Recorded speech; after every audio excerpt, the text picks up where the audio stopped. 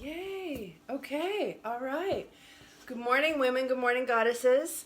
Thank you for joining me. A very special guest, my darling friend here, Melissa. Hi. She's an osteopath, awesome human, all the things. I'm one awesome human to another. And so let me tell you guys a little bit of a story. So about a month, was it a month ago we went for lunch? I think so. About a month ago we went for lunch because this awesome human came to me and said, I wanna help you with what you're doing. This is really, really cool, and all your goddess stuff is really, really fun, and let me know how I can help you. So we went to lunch and we started chatting about all of that wonderful stuff, and slowly through our conversation, Mel disclosed a part of her story to me that we're going to talk about today, and a light bulb kind of went off in my head, and I said, oh my goddess, we need to talk about this. We need to have a conversation about what is going on and what about another topic that impacts women, and this is a great opportunity. So I asked Mel to come and join me and to chat, because today we are talking about challenges to fertility, right? Correct. So becoming pregnant and staying pregnant can be a challenge for many women. And that is just the reality for a variety of different reasons. And we're going to talk about some reasons and do all of that. But I did a little bit of research. Homework. As I do, Homework. right? Yeah, a little homework, right? Yeah. And the government of Canada, which is where we're here in Canada. Yes. Yay, Canada. They define infertility as not having a single definition. So infertility has no single definition, and it typically refers to the lack of conception after a reasonable period of time having sex without contraception. That is how the government of Canada defines infertility. So for women under the age of 35, that reasonable time frame is a year. Women above the age of 35, that reasonable time frame is 6 months, which is interesting. I didn't know that. Yeah. Yeah, I didn't know that was the the suggested time frame to seek out intervention. Absolutely. Yeah. So we can talk about this. We can talk about different causes. We can do all of this stuff. Yeah. But I want to start a little bit and sharing with these women, because that's what the Everyday Goddess is all about. The Everyday Goddess is about women supporting women, women empowering women, and all of us telling our stories. And Mel, I would love for you to tell a little bit about you and about your story to the women that are here. Okay. Well, I'm Mel. I have a sort of long and arduous infertility struggle. It began, I would say, in 2009. Just before we got married, I decided to throw out the old birth control, thinking, this is going to just happen. It's going to happen so quick. I would have been sort of 29 at the time, just before we got married. So it might have been around 2008, but either way. And within about a year, nothing had sort of happened. So we had decided to seek out intervention. So we went to our first fertility clinic, had some tests run. We had, at that time, a diagnosis of a male factor issue. So male factors, with infertility, they say like 30% are male factors. Yeah, that's what I read. 30 are women. And 30% are male factors, 40% are women, and then 20% are mixed. And then there's the 1% of unknown. Right? Something like that. Is that accurate? That's what I read. It might be something like that. Yeah. It sort of depends where you get the information. There's a little bit different. Okay. Either way. Okay. Close. Good. Enough for me. So we had a male factor issue, which was like a low motility issue. So it's just the sperm didn't swim as well as they could. Mm-hmm. So at that point, we did our first IUI, which is intrauterine insemination. Mm-hmm. So it's where they take the sperm sample and they spin it, and they kind of get all the good ones out of there.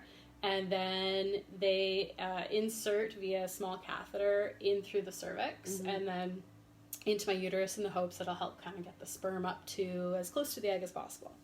Unfortunately, that didn't work. At that point, for a few reasons, we decided to like get another opinion. So we switched to another clinic, had a different opinion, although they still felt like the male factor was still an issue.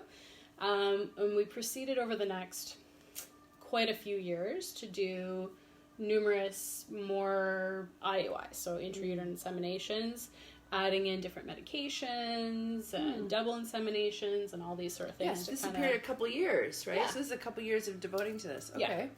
Yeah. Now, at the same time, I was in school, so devotion was relative, split between those two things. Yeah. Then after our 8th and final IUI of no success, we decided to get another opinion, and I also pushed to have a laparoscopic procedure done because I really felt like they hadn't really properly diagnosed me. Like, obviously, if it was just a male factor, you would think it would have worked already. So with that second opinion and the laparoscopic procedure, I finally had a real diagnosis, which for myself, which was stage 1-2 endometriosis, and diminished ovarian reserve. So it's kind of like my ovaries just don't have a ton of eggs kind of left there. Then in 2015, we did our very first IVF, so in vitro fertilization, where they hyperstim with medication to produce as many eggs as possible. And that can be, like the IVF, like the process of going through IVF can be really hard on your body. The women that I've spoken to have done IVF or have done like egg retrieval for a variety of different reasons, right? Like that medication, those hormones, like that is a trip for your body. It is, right? Definitely. I mean, they're basically asking your body to produce as many eggs as possible so that you have as many chances as possible to have embryos to get pregnant. So you're just like, your body's like, well, what's going on? Why do I need all of this excess stuff? Yeah. Like, I think generally speaking, the ovary is about the shape of an almond or the size of an almond, and with stim, it tends to grow to like a grapefruit size. So you can imagine your little ovaries going from here to there and 2 of them in there. That's kind of, it's kind of that's a thought. It's kind of something to consider. Well, when you think about it, so for IVF, if your ovary goes from the size of an almond to the size of like a grapefruit, right? That's substantial, right? And whereas every month for those of us who still menstruate, right, our uteruses go from about the size of like an apple, a pear, to also the size of like a grapefruit. Apparently grapefruits and vaginas are a size thing. Who knew? It's a fruit basket. It is. It's a fruit basket. Hey. Right. So experience it. How long do you have to take those drugs? So it really varies. Like, it's sort of individual from woman to woman. Ultimately, you're looking at probably anywhere from like 8 to 14-ish would be the average days that you're basically injecting yourself with medications. Okay. And these injections are usually subcutaneous, so not as painful as maybe intramuscular might be. Yeah. And they are usually injected around the belly button area. So we did our first IVF, and that resulted in 4 eggs being retrieved, and we ended up having 2 embryos to transfer on day 3. Unfortunately, it didn't work, and so then we had to wait for funding. So this lovely funded model that came into Ontario a few years ago that offered us funding, which then resulted in us doing our second IVF, I guess, but our first funded. And fortunately, my ovaries weren't responding, so we had to cancel that cycle to kind of regroup and try again. Our second attempt at that, the exact same thing happened. And it was at that point that my doctor sort of suggested that our best chance at having a child of our own was through donor conception, specifically egg donation. So we were really fortunate in that we had a generous friend who offered to go through that process for us. And she gave us the gift of 5 beautiful, perfect little embryos, which was amazing. Good friends. amazing. Like, who would do that? Like there is a real true example of women loving and supporting women. It's like, here's my eggs. Here's a part of my body for you in your life. Yeah. And the beauty of that, the beautiful thing, the most beautiful thing of all that is not just that gift, was that we actually met on an IVF support group. Oh, when we were both going through our first IVF in 2014, and she was successful, and I wasn't, unfortunately. Mm-hmm. But we sort of forged this bond, between the two of us, and out came this lovely gift. So from her gift, we went through our very first transfer. That would have been April of last year.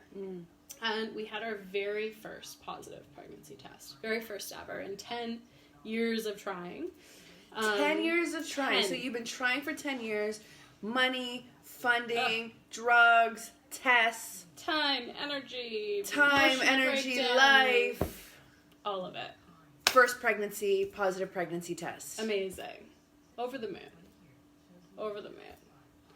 And Then what? very sadly, at 6 weeks, 5 days, we found out we didn't have a heartbeat. So I suffered my first miscarriage, which, statistically speaking, and who gives a shit about stats, however, 1 in 4 women have this experience. Yeah. I was reading about 15 to 20% of pregnancies are miscarried. Symptoms obviously also differ, but yeah, one in four women who are actively trying to conceive will experience a miscarriage. Yeah. So we processed, we had to take the time, we had to grieve, we had to yell, scream, cry, say fuck it. Yeah. Yeah, you have to process all of that. It's 10 years. It was a mess. You get this little, little light. Yeah. And then it, unfortunately, didn't happen. No. That time. Yeah. No. So we picked ourselves up after many months. As we do, right? Picked ourselves up and found that strength again and proceeded with our second transfer, which was October of last year. Once again, we had another positive pregnancy test. This time, I was a little bit more cautiously optimistic. I think I needed to protect my heart a little bit, so I was very hopeful, but still kind of scared. We got through that very first hurdle. We saw heartbeat. Everything looked perfect. And then just before my 9-week ultrasound, we found there was, once again, no heartbeat. And so I endured a D&C, which is a procedure in which it's a medical extraction of the contents, the products of conception. And, had to process all that and sort of deal with the broken system that's out there, I think, a little bit of support when it comes to women. Yeah. Who've gone through this. There is a bit of a broken system totally when it comes to supporting women who have gone through this. So not only did you go through the story of infertility, you also went through the story of having multiple miscarriages. Yeah. And I know we don't stats, whatever, but it's 5%. 5% of women will experience multiple miscarriages. Right. But 40% of women who experience a miscarriage, once, let alone multiple, report symptoms of PTSD. Correct. Within the first 3 months after experiencing the pregnancy, the miscarriage. Yeah. I think the reality is that when your loved one passes away, there's this whole process of gearing up for funerals or celebrations of life or whatever that case is. But then you have this miscarriage of this infant that was very real to you as the couple, as the woman. I mean, I was throwing up constantly, so pretty much we knew it was there. Yeah. But it's so hush-hush that people just don't talk about it. And part of it is they don't know what to say. So they just don't say or acknowledge it at all. Is that do you think some of so what are some of the challenges that you think people experience, like, so your best friend has a miscarriage, right? Because you've gone through it personally. I have never been, I've never been pregnant or had any of those types of things, but I've supported family members and friends who have gone through miscarriages, and being aware that it does have a relevant and very real impact on your life. What are some of the challenges for that, for for a person who wants to support? So I think support is the optimal word here when it comes to this. And support doesn't maybe look like what you think it looks like is the key. So what I would suggest, if you know someone going through this, or if at some point you do meet someone who's going through this, is to just be an ear. Just kind of be there. I know for me personally, and I think I can speak on behalf of a few women who've been through this, and infertility, is the sage wisdom that people want to impart because they don't know what else to say is actually, while well-meaning, is actually often quite hurtful, actually. In the sense of, oh, well, it was not God's will, or... Yeah, these things that people need to say. That I did write down a list. Oh, I wrote down a list because I was like, what not to say when someone has told you that they're experiencing infertility or a loss of a pregnancy, a miscarriage. So you just said a really great one. Yeah. God's will. God doesn't have it. It was His plan for you. It was God's plan. Cue Drake. Right. Right? Don't do that. Yeah. Don't play Drake. It's a hard no. Don't do it. Hard no. Also, take a break. Why don't you take a break from trying? Oh, my favorite is relax, and that'll happen. Relax and it'll happen. Go on a vacation together. It happened to my friend. They couldn't get pregnant for months. They went on a vacation and she got a little drunk and then they got pregnant. Right. And I'm not kidding when I tell you, we even heard that from healthcare people. Yeah. Oh yeah. Absolutely. Non-fertility related healthcare people, but a healthcare person saying, well, if you just relax, you don't know if someone has fallopian tubes missing, or if their husband or their partner has no sperm. You literally don't know the situation in which is preventing. So no matter amount of relaxing is going to help someone in that state. Well, and some of the, I have notes because I wanted to make sure I was accurate. So I have a lot of notes today. But, so some causes, we're going to come back to what not to say, but let's talk about some causes. So some causes of infertility, or miscarriage, causes of infertility and miscarriages, varies. Right? It varies from woman to woman. It varies from body to body. It varies from man to female. It just varies. But, so some causes that I found that impact women directly, first of all, is age, because fertility does increase after the age of 35, right? That's just welcome. Age-related stuff. Or being premenopausal, right? So around the age of 40, being premenopausal for some women, or if their body goes into an early premenopausal kind of stage. Problems or challenges producing eggs. Right.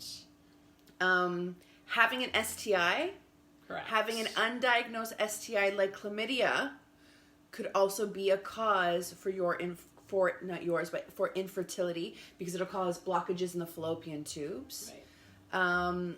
Uterus challenges, so fibroids, polyps, septums, endometriosis, which is the excess tissue, PCOS, cysts on your ovaries, and then hormone imbalances. All sorts for women. Right. All sorts of things that can happen. So there's even genetic factors, right?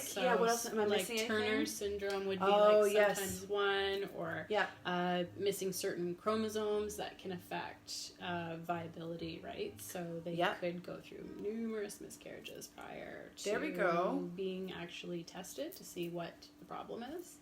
Okay, so that's also another one to consider, right? Yeah.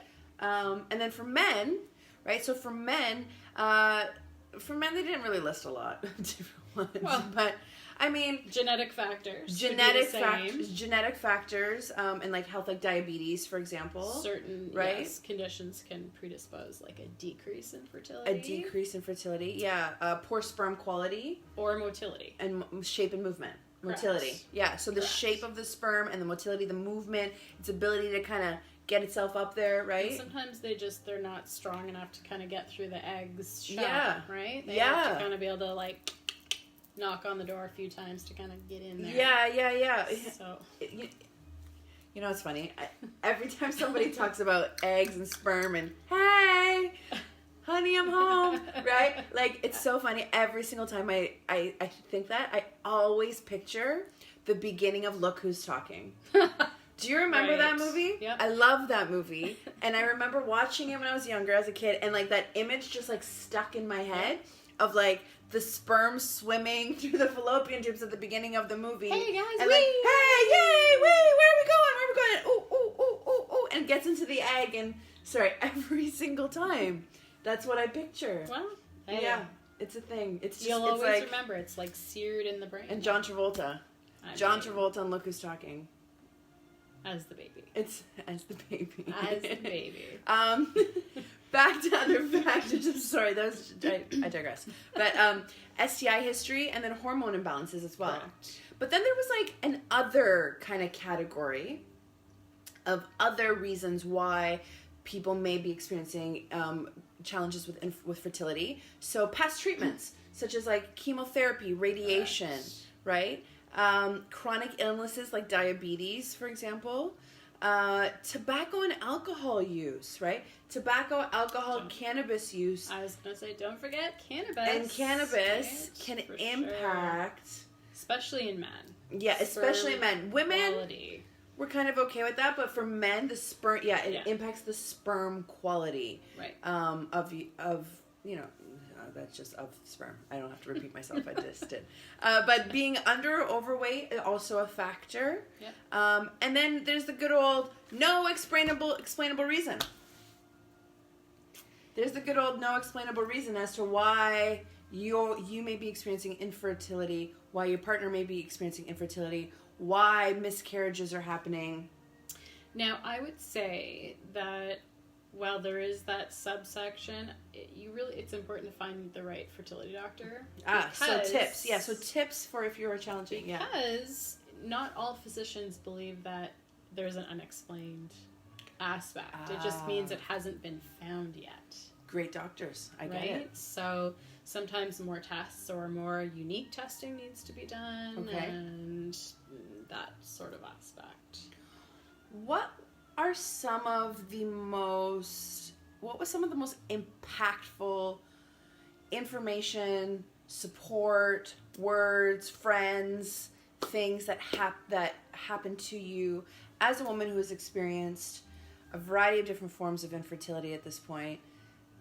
What were the things that really resonated with you thus far? Because you've said to me, I've talked about it, I'm processing it. I believe you're probably still processing it a little bit. I don't think that really ever kind of stops, really.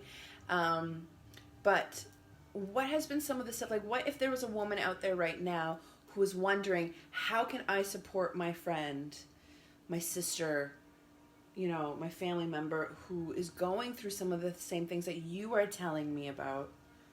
What is the best way? What is things I can say to her? What is the best ways I can support her?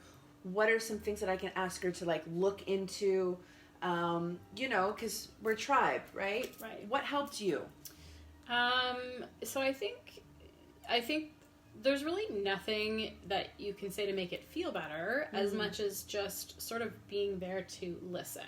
Like being the key word is listen, don't offer judgment, and don't even offer advice, because chances are that person who's going through whatever it is fertility-wise or miscarriage, they're probably quite an expert at this point, right, in their own fertility. So the advice of, well, my cousin one time did lemon and blah, blah, blah, and she put it on her stomach and then she got pregnant, or whatever it is. Hung shoes above the bed. That's all fine and dandy, but, sometimes it's just nice to just be in your check-in, ask about it. You know, people are like, I don't want to ask. I mean, obviously it's going to depend on the person. If you know that someone is like so not open to it, then, you know, maybe send them something in, like a little card in the mail. Just say, hey, I just want to tell you, know, I'm thinking about you. Just, I think reaching out was the biggest thing. Yeah. That was really nice. I know when we went through our miscarriages, like one of the most amazing gifts we got was like people brought food. You know, like comfort food. Like we just didn't have to worry about, you know, when you're just not in the state to even like think about nourishing yourself at that time. It's like to bring food and just leave it on the door and text and say, supper's on us tonight, it's on the door. Like that stuff is, it speaks so many volumes. And that warmed our hearts for sure, I think. Yeah.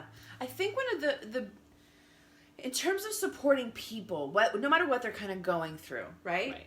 There's one thing to just like do things like, I mean, like food is like the universal, like just go for it all the time. Seriously. Always bring food. Yeah. I feel like you don't really need to ask. I feel like just always bring food. Assume. Just assume it's always good. Yeah.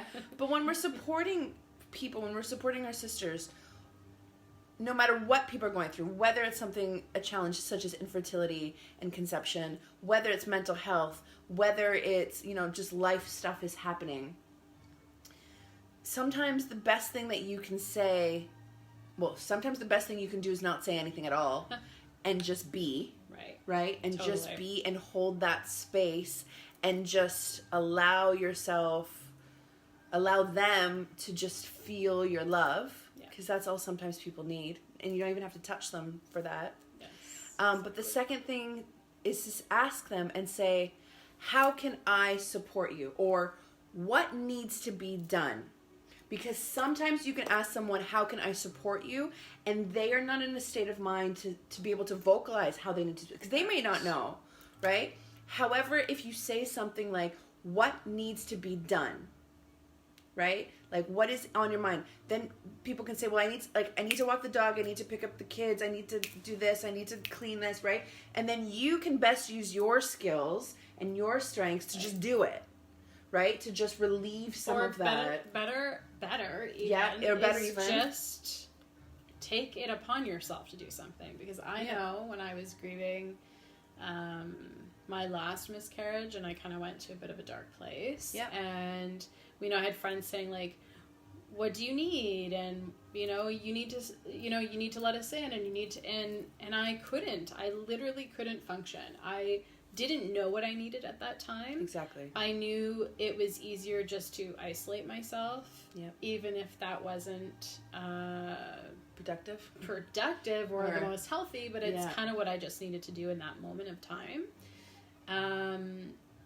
You don't know what you need. So sometimes saying, you know what, I'm going to do dinner tonight, or I'm going to pick up your kids, or I'm going to, I don't know, whatever, come up with something. I think what ends up happening more is people feel like they just need to say something, and that's, don't say, just do, or just, you know, reach out every now and then, like a little text. Someone would send me a text every now and then, just want to let you know I'm thinking about you, or just checking in. And there was no expectation of me providing a response to them, because they knew I was kind of just teetering on the edge of like, just trying to function. I'm just trying to get through the day and work and run the business, and anything outside of that was just not possible for me. And I needed time. Right? And I really appreciated my friends and family kind of just giving me that. Like, they would maybe check in with my husband, or they'd kind of be like, hey, how is Mel doing? Like, you know, but I just sometimes needed that time, but I needed to know that there was no pressure to, like, go and do social events. And because you don't want to. You don't want to have to take care of other people and their feelings. You don't want to have to take care of other people and their shit.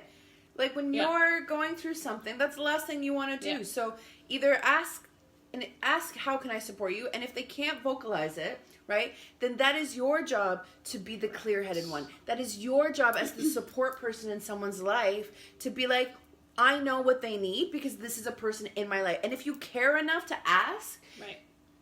you probably care enough to know what their life is like and what they need in their life, Absolutely. right? So just I love that. Just go do something. Put a lasagna on their front porch. Take their dog out to the dog park. If they do have kids or whatever, do that, right? Talk to their partners, right? Check in with their partner, or just send a little heart emoji and just say, "Hey, I'm thinking about you." We don't reach out enough. We really sometimes don't reach out enough.